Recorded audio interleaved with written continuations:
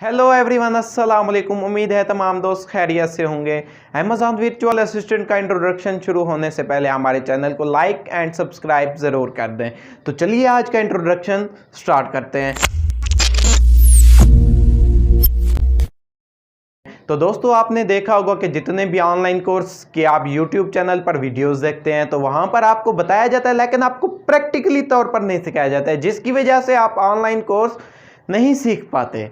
और आपने देखा होगा आजकल हर जगह पेड कोर्स चल रहा है, लेकिन हम आपको फ्री कोर्स देंगे और आपको प्रैक्टिकली तौर पर भी सिखाएंगे। तो इंशाल्लाह हर हफ्ता में एक मरतबा इतवार वाले दिन शाम 7 बजे हम आपको फ्री कोर्स अपने YouTube चैनल मीट मलिक पर भेज देंगे। तो हमारे मीट मलिक चैनल को लाइक एंड सब्सक्राइब करना ना भूलिएगा।